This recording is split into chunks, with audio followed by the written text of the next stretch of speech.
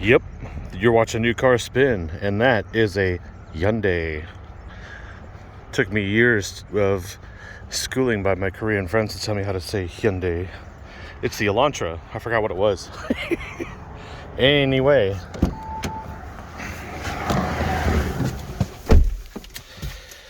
interestingly enough, with this car is I'm actually reminded of the Volkswagen Jetta, and there's some quirks and features. No, there's some interesting stuff going on with this car. Number one, yes, it's supposedly affordable.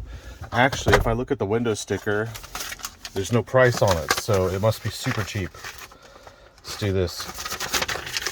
This one is actually the premium, or the limited, and pretty good safety ratings, blah, blah, blah. Pretty good fuel efficiency, which no one cares about because half the vehicles sold, actually more than half of the vehicles sold in the US are pickup trucks or SUVs. Kind of makes you wonder. So the price is TBD. I can't tell you what this thing costs, but it is a 2023 Elantra Limited. It's not the Sonata and it's not the Accent. And I'm reminded of the Jetta because it's got the same Jetta look here, like maybe like the Audi A4, which doesn't say much for the Audi, does it? At all. But when you start it up, it's quite a normal car. Actually, it did something earlier. When I turned it off and wanted to get out of the vehicle, it actually saw the traffic and gave me a warning here that there's oncoming traffic. And yeah, it was kind of cool. Well, what's with my camera here? I have no idea what that is. It doesn't do anything. It's just like the Eye of Sauron, or it's just telling me what I need to do or not do. I don't know. Let's do this. Turn it off. See that? So if I try and open the door while there are cars coming by, it gives me a warning. But only the first time, not the second time. Alright. Despite the fact that this is probably like a quote-unquote affordable economy car, it does have a lot of things. The sunroof, the sun visor, in and out kind of thing. It's got a weird switch here for the vanity. Sunroof, which works, has a shade. The weird thing though is like when you get a passenger, the first thing the passenger does is complain about this thing because it actually encroaches onto the space and it makes them feel very claustrophobic. Whereas on my side, it's almost like, oh, look how roomy and spacious this cabin is. So it's kind of a weird thing. The Jetta didn't do that. And I don't know why I keep mentioning the Jetta, but it's probably because you would cross-shop those. And based on my experiences, they kind of feel the same. Except this one is different.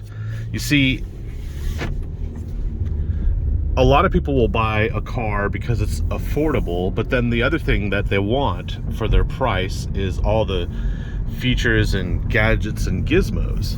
So when you get a car like this, you look and what you get is like, oh, I get nav, I get this, I get that, I get a Bose stereo, which actually in here is pretty good. It's actually ticking off all the boxes, but interestingly enough, when I come to a stop, it's super quiet. I actually can't tell the engine's on, and I thought it was auto stop start, but no, the engine's running. And when you drive along, the acceleration is really slow at the beginning.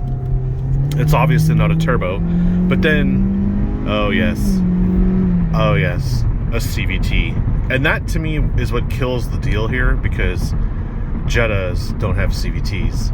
And while I do not understand the slow acceleration off the line, I do realize why they do it. Because it's front-wheel drive, and they're not eliminating torque steer. Torque steer will always be there, but they're slowing the throttle map so that it gently goes off the line so that you're not fighting any torque steer. There is no torque steer in here because they've done their job with the acceleration process to eliminate torque steer. Steering feels electromechanical, feels very laser precise. It's actually pretty enjoyable.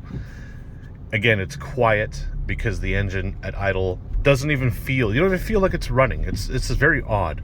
So I could see where they put their time, money, and attention to detail. They put it in to the engineering of all the little things that would make this a commuter car, not necessarily an Uber driver car.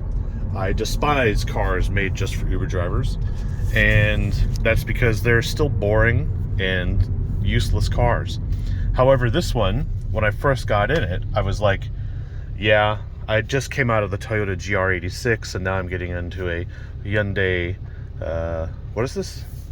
Sonata? No, the other one. The Hyundai Sonata Accent and the Sonata...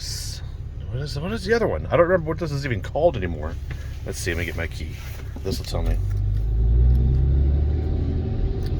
Elantra. So I don't have any USB-C ports. I just have regular USB, but I do have wireless charging. I have auto hold, electronic parking brake, and automatic. That's basically just a CVT, a decent stereo, very enjoyable steering, a sunroof. I don't even know what this car costs, and what really kills it for me is down here, the poles for the fuel filler flip and the trunk lid. And that's because on this one I kept looking here, like, which side is the gas thing on? Well, it's right there. So I was able to pull that little handle to deploy the fuel filler flap to see which side I had to park on of the pump, just to get going. And then the only other disappointment are these window switches, because it's auto down only on the driver, and Volkswagen would never do that. But here we are in a Hyundai, and you know, it feels basically like it's trying to look like an Audi. It feels basically like we're just...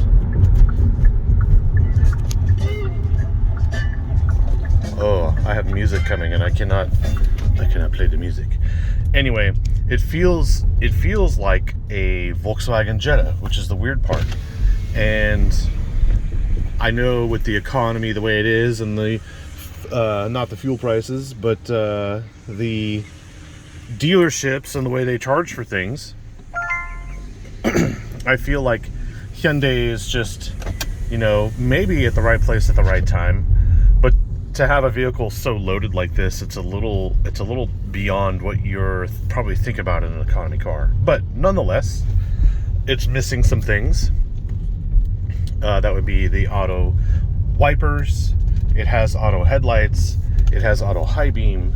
It has heated seats. It does not have a heated steering wheel.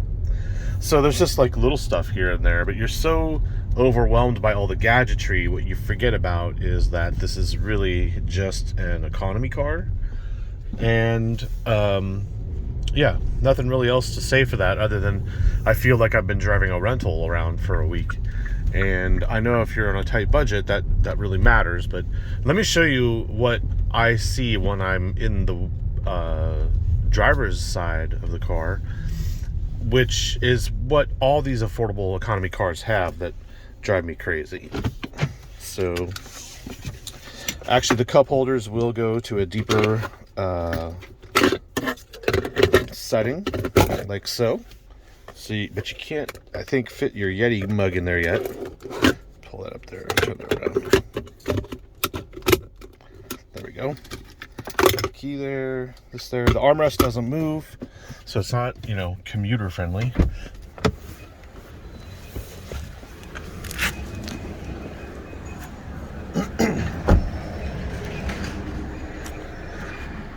Beyond the fact that it's ugly, it does have a trunk release in the back, which is weird because not many economy cars have that.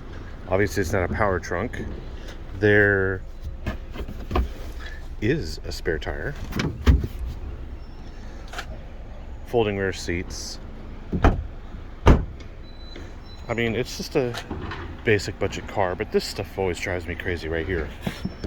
It's all black plastic trim, and why does that even need to be there? It's just for like a look, but it doesn't really enhance the look of the car. Oh, my hat. All right.